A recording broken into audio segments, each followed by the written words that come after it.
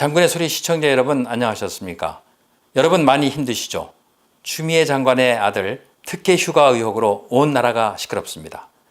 여권은 추 장관 아들이 복무 중 병가를 내고 무릎 수술을 받은 것을 안중근 의사의 말씀인 위국 헌신 군인본분에 견주어 비교함으로써 세상을 다시 한번 깜짝 놀라게 하고 있습니다.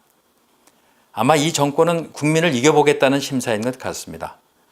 그러나 국민을 이긴 정권이 있었을까요? 꽃은 열흘을 못 가고 권세는 10년을 가지 못하는 것이 세상의 이치입니다.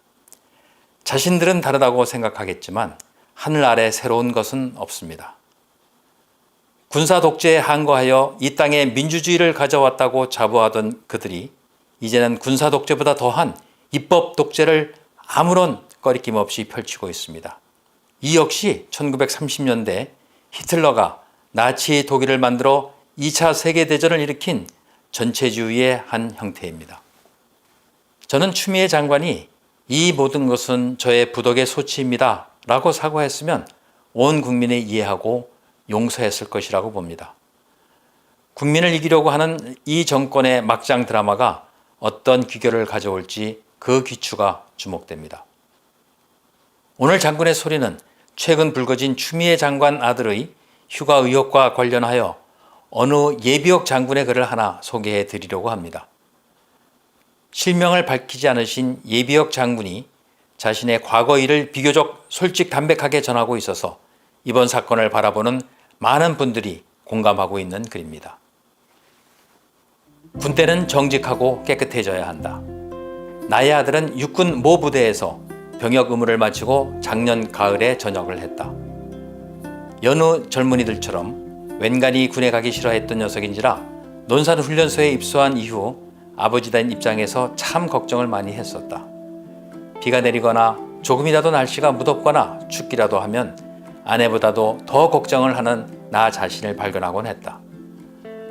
군 생활을 34년 넘게 한 나 자신이지만 막상 하나밖에 없는 아들 녀석이 군에 들어가니 비로소 나 역시 어쩔 수 없는 한 사람의 유약한 부모에 불과했던 것이다. 그러나 아들이 자대 배치를 받은 이후 단 한 번도 부대 지휘관에게 전화한 적이 없다. 손주가 보고 싶다는 장모님을 모시고 우리 부부가 단 한 차례 면회를 다녀온 것이 전부이다. 아들 역시 아버지 이름을 팔면서 편하게 지내기를 싫어했다. 아들은 내가 생각했던 것보다 훨씬 더 훌륭하게 신병 시절을 잘 적응해내고 있었다. 이 녀석이 상병 때 어느 날 부대에서 내게 전화를 걸어왔다. 하는 말이 아버지가 34년 군생활 하시는 동안 결코 하지 못했던 것을 이 아들이 경험하게 되었어요 라고 운을 뗀다. 그래? 그게 뭔데? 하고 물으니 멋쩍은 듯이 웃으며 하는 말이 저 영창 가게 됐어요 라고 하는 것이 아닌가. 어찌 된 거냐고 물으니 일과 외 시간에 허락 없이 핸드폰을 사용하다가 적발되었다고 한다. 당시 여러 병사들이 통제가 느슨한 틈을 타서 핸드폰을 반납하지 않고 있다가 몰래 사용하곤 했는데 중대장이 이실직고하라고 하니 우리 아들만 양심에 찔려 자수했다는 것이다. 나는 내가 규정을 어긴 것이 맞냐? 라고 반문하니 아들은 주저없이 그렇다라고 시인하였다. 그래서 그런 부대에서 주는 처벌을 달게 받아라. 자수하지 않은 다른 동료들을 탓할 필요 없다. 영창 들어가면 힘들 게다. 그러나 내 자신을 돌아볼 귀한 시간으로 삼기 바란다. 대신 전역 후 사회에서는 절대 그런 일이 있어서는 안 되는 거 알지? 잘 다녀와라 하고 얘기를 해주었더니 의외로 아들은 알겠습니다 하고 씩씩하게 대답을 하고 전화를 끊었다. 아들이 영창에 들어간 닷새 동안은 솔직히 참 힘들었다. 하필 그때가 몹시 추운 겨울이었기 때문이다. 할 수만 있다면 내가 대신 그 영창에 들어가 있고 싶었다. 그 5일은 내 인생에서 가장 긴 세월이기도 했다. 우리 부부가 그때처럼 아들을 위해 간절히 기도했던 적이 없었던 것 같다. 억겁 같던 닷새가 지난 후 아들로부터 전화를 받았다. 잘 다녀왔습니다 하면서 많은 반성과 함께 자신의 삶에 대해 여러 가지 생각을 하게 되었습니다. 그러면서 자신의 아버지가 34년의 군 생활을 무탈하게 한 것이 새삼 존경스럽다는 말과 함께 말이다. 영창 안에 있던 다른 병사들이 하는 말이 장군의 아들도 영창에 다 오냐? 반문하더란다. 나는 자신의 행위에 대해 당당히 책임을 진 아들에게 마음껏 위로와 칭찬을 해주었다.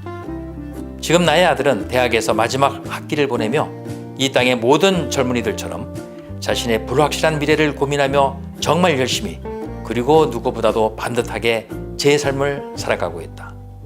굳이 오래전 지나간 일을 들추는 이유가 있다. 작금의 추미애 법무장관의 아들 문제로 나라 전체가 시끌벅적하다. 솔직히 마음속으로 짚히는 것은 있지만 어느 것이 진실인지 아직은 모르겠다. 그래서 특정인에 대해 험담은 하고 싶지 않다. 그러나 진실은 밝혀져야 한다. 나는 다소 더디긴 하지만 진리와 정의는 반드시 이긴다는 것을 믿는 사람이다. 그리고 공인은 공인다워야 한다. 검찰 수사를 하던 특검을 하던 빠른 시간에 여러 가지 의혹을 풀어야 한다. 그리고 자식은 언제까지 품에 안고 감싸는 게 아니다. 백수의 왕자 사자는 새끼들을 낳으면 낭떠러지에 떨어뜨려 살아남는 놈들만 키운다고 한다. 부모의 그늘에 있던 자식이 어찌 세상의 어려움을 스스로 이기며 제 인생에서 성공하겠는가. 부모의 성공을 물려받아 그대로 누리려는 2세들이 넘칠수록 이 나라는 비전이 없어질 것이다. 국방부에 할 말이 있다. 정직해지길 바란다. 한 병사의 어머니가 나라의 법무장관이라고 해서 감싸주는 행태는 버리길 바란다. 법규에 근거해서 바르게 말하길 바란다. 장성 출신답게 국방장관부터 제발 정치적으로 행동하지 않길 바란다. 한 병사를 구하려다 신성한 병역 의무를 다하는 이 땅의 많은 청년들에게 좌절감을 안겨줄 것이다. 법무부 장관 한 가족을 위해 궁색한 입장을 취하다 보면 힘없고 빽없는 대다수의 선량한 가정에 심한 열등감을 주게 될지도 모른다.